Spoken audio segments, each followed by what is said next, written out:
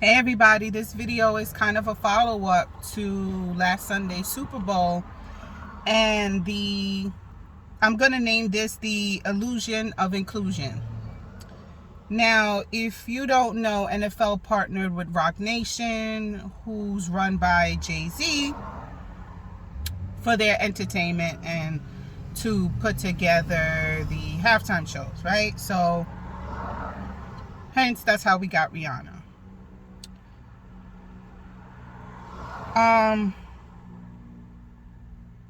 I I think I have opinions that might differ, but I'm going to come around full circle.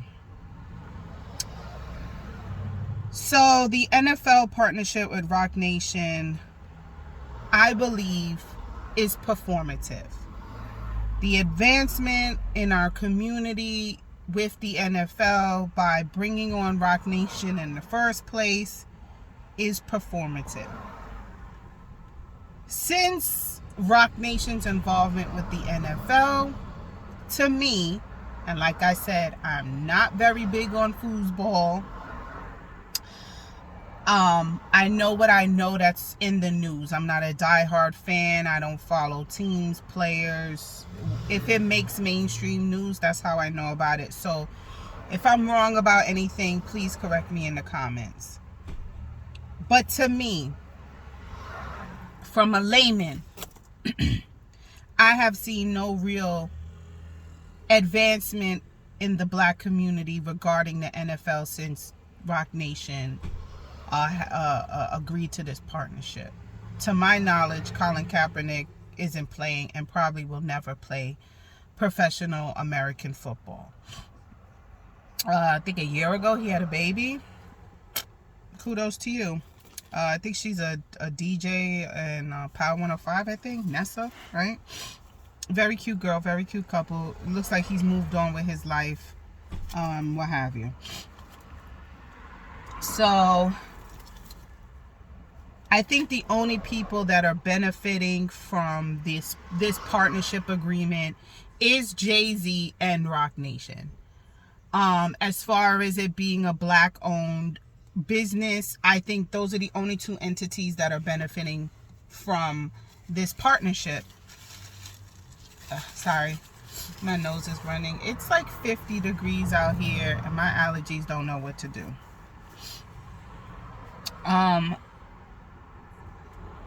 What I could see, and like I said, I'm a layman when it comes to the world of the NFL. What I could see is that since the partnership, we've gotten more black and brown faces as far as the entertainment.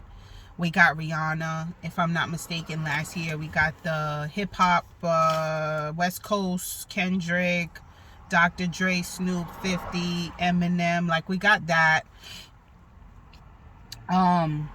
So, yes, we are seeing more black and brown faces when it was consistently white faces as far as entertainment goes. But that's the only thing I see. And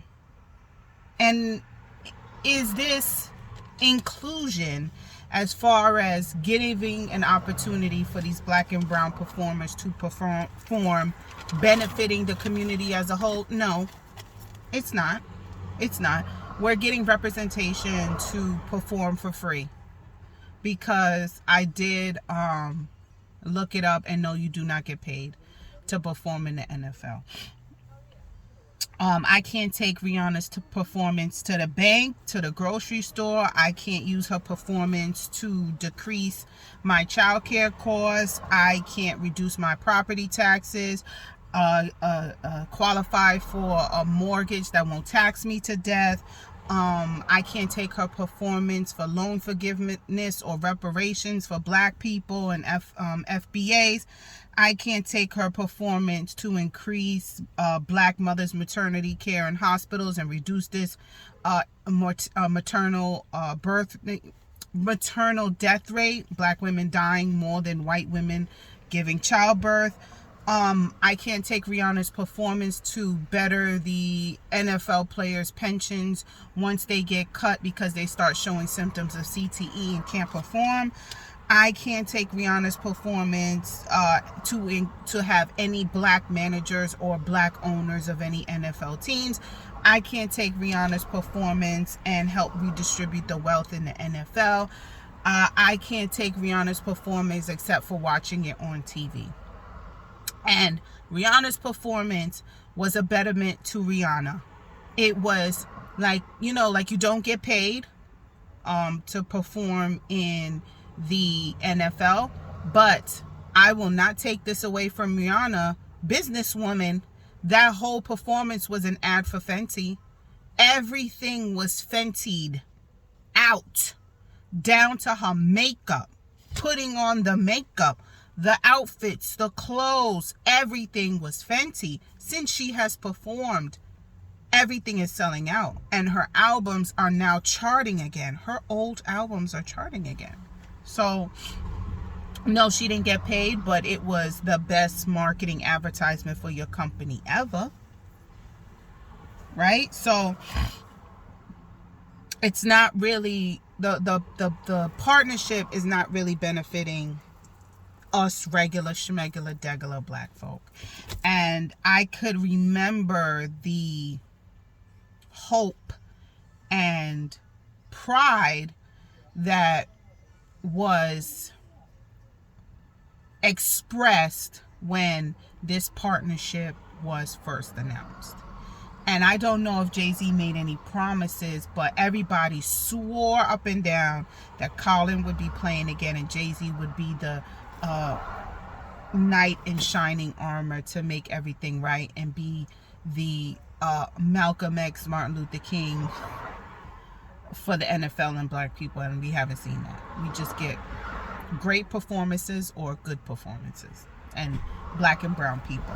And I'm going to talk about why that might become problematic in the future. When I heard that Cheryl Lee Ralph was going to sing the Black National Anthem, lift every voice and sing, my initial reaction was, oh my God, like, why are we doing this? What is the point? Why is she singing it? But as I said before, I didn't watch the Super Bowl, but I watched YouTube highlights, and when I saw her come out, she looked regal. I love the red. She looked like money. I'm always about looking like money. And when she started singing, however, I was captivated. And if you ever watch Ratatouille and the food critic puts the first bite of the food in his mouth, he instantly gets pulled back to his childhood and he's remembering how his mother used to make the food. That's what I felt. I was pulled back to Mrs. Arnold's class in the 3rd grade, and that is what triggered me. That I like that feeling. However, Miss Cheryl was singing it in a way I have never heard before, and it made it difficult to sing along with her, but nonetheless, it was good to watch. And I could imagine bars and Times Square and wherever these places showed the Super Bowl, that it pulled other black students who went to predominantly black schools and who were taught black public schools and who were taught the Black National Anthem to have us sing along in song, and for white people to respectfully sit there if they don't know the words, and maybe it can open up a conversation and get people Googling to see what the hell she was singing. And it becomes a teachable moment without it being the responsibility of a black person to teach you. So it came up in my office about what song that she was singing, because again, the only person that has ever heard that song and knew the words was me. And yes, I said it is the Negro National Anthem. I was taught it in school. I went to a predominantly black public high school, elementary school. It was taught. We sang it. We sang the national anthem, and then we sang the Black National Anthem. And it was a teachable moment, and they have never heard of it. And some of them looked really disturbed as to why they didn't know it. And I felt like they felt robbed a little bit. And I could understand it, like, how we don't know about it? Why we don't know about it? Like it was some kind of elite club that they were left out of. And so, although my initial reaction was that it was performative, I respect the fact that it was sung during the Super Bowl. And what that little rock falling down an icy, a snowy hill can gain traction and gain momentum and be a huge boulder of snow. You know what I'm saying? Like this little pebble gets everything going and everything moving, right? So I still think it's performative, but I could see its impact. And even if it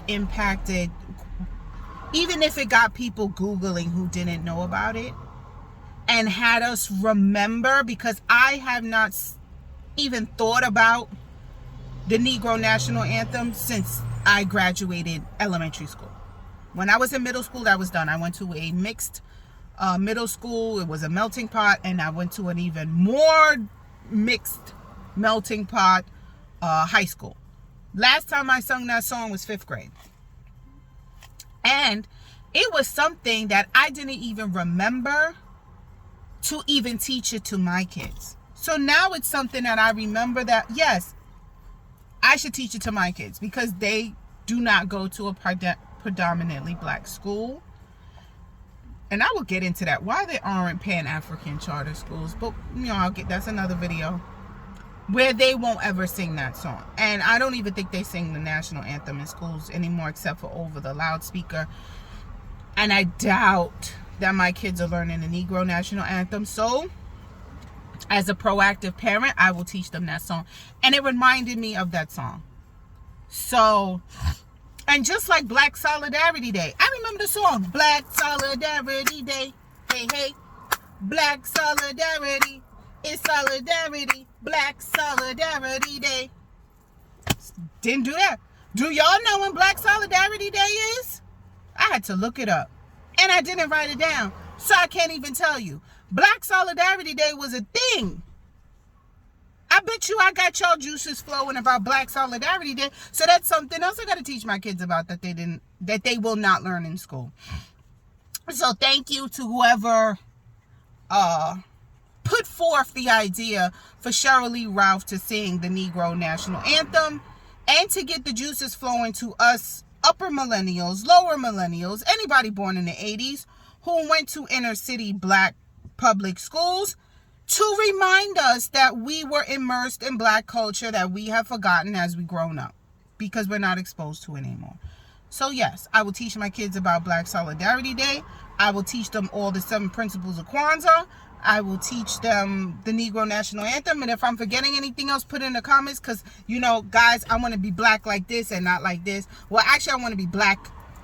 I want to be black like this. Black like this. Okay? And not like this. Okay? So, if you black like this, like my steering wheel black, and even if you black like this, but you want to be black like the steering wheel, let me know what I'm forgetting in my blackism that I need to teach the biracials. Okay? So...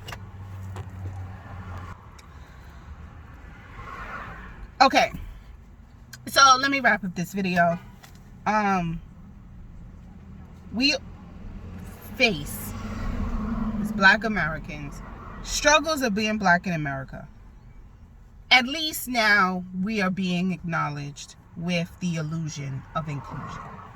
These are not physical changes we will be able to see.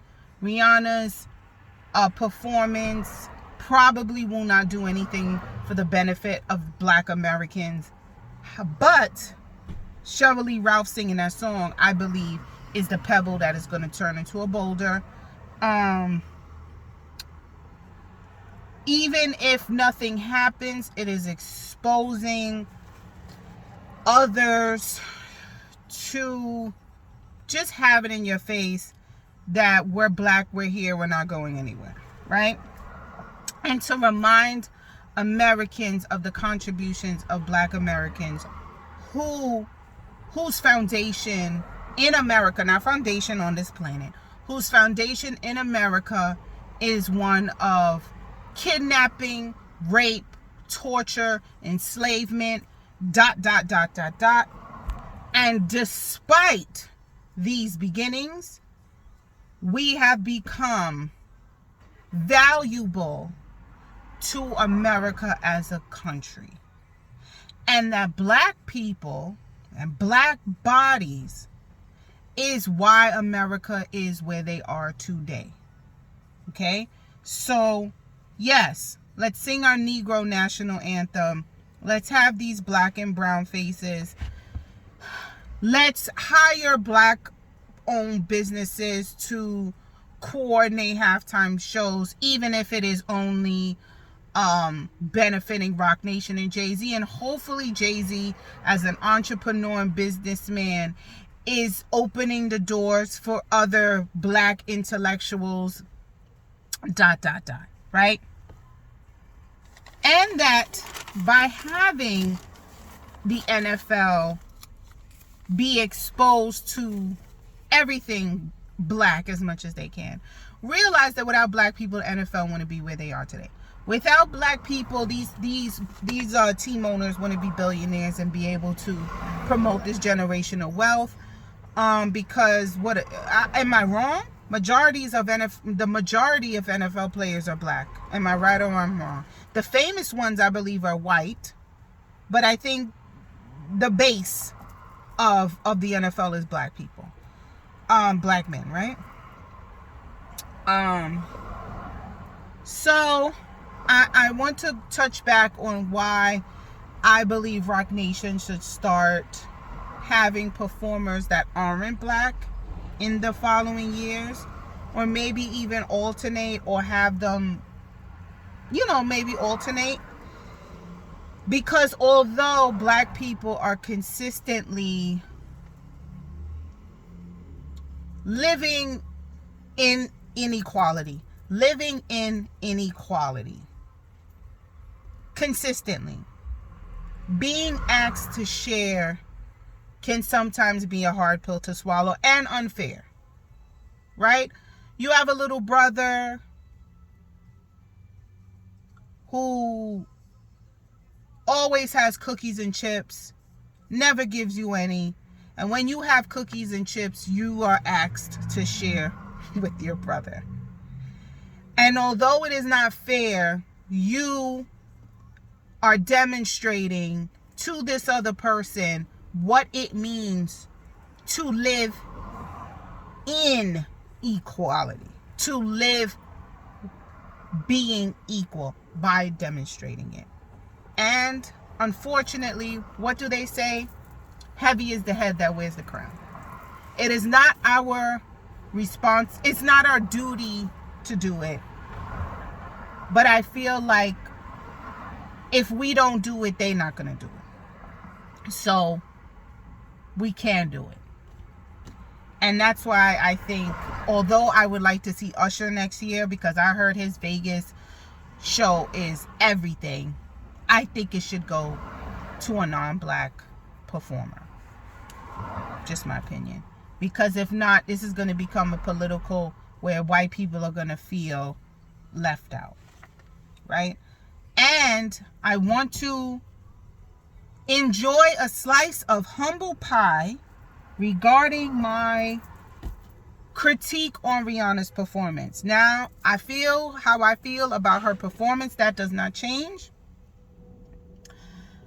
But I got caught up in societal bullshit again, and I am still a work in progress as a baby feminist, that I realized that I fell into the same trope that is unacceptable as a woman. Her being pregnant should not have eliminated her from performing. I said before, like, if she knew she was pregnant, she should have not done it. That was wrong. I was wrong for saying that. I was also wrong, I don't know if I did this in my video because I didn't rewatch it, but I also made comments that I should not have compared Beyonce to Rihanna. When Beyonce performed with twins during the Grammys, I should not have compare the two pregnant women. I can compare them as far as wardrobe and all that stuff, but as far as their physical performance, I shouldn't have done that. And I shouldn't make it seem like women shouldn't perform pregnant, because Beyonce did it, Cardi B did it, and now Serena Williams played a match and I believe she won. She was pregnant. That's just the male societal brainwashing that I'm dealing with. And I'm glad that I'm big enough to know what trap I fell into, and be woman enough to know that that was wrong. I'm used to Rihanna being the hype girl. If you watch her music videos, she's hyped up. She's Pundy Replay. You know, that's how we were introduced to her. I'm used to her being the hype girl, and I was expecting that, but I gotta realize she was the hype girl at 15. She made the majority of her records and her albums in her 20s.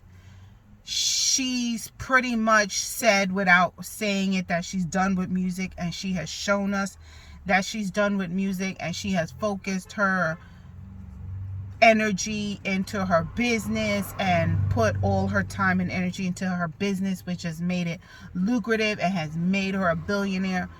She is showing us by having a second pregnancy that she is settling down and starting her family, and she's allowed. She's allowed. Now, whatever powers that be, I've heard in the grapevine she owes Roc Nation another album, and maybe this was the agreement she had with Jay-Z, like, I'll do this performance, then we will get you out of the contract that you have to make another album. I don't know, but she did it, and kudos to you. Now, I watched it again, and didn't it look like all those dancers was the sperm trying to get to the egg?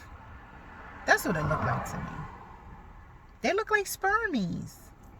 And is that a message like, this is what I'm going to do? I'm just going to I'm going to be pregnant every year like Kiki? Like, this is this is my announcement that I will be surrounded by sperm consistently for the next couple of years? Anyway, I believe in the illusion of inclusion. However, we as a people can use it to our benefit. Bye. Happy Valentine's Day, or in Canada, Hearts and Hugs Day, or as my husband greeted me this morning, capitalist, capitalist consumer, oh my God, what do you call it? Capitalist consumer, take advantage of your pockets day, and pretty much gave me a kiss on the cheek, which means I will get my yums and presents tomorrow when they're 50% off, or on Thursday when they're 75% off, or on Friday at the Dollar Tree when they're 90% off. Happy Valentine's Day, guys. If you don't have love, happy Galentine's Day, where you hang out with your girlfriends. Happy that too. Bye.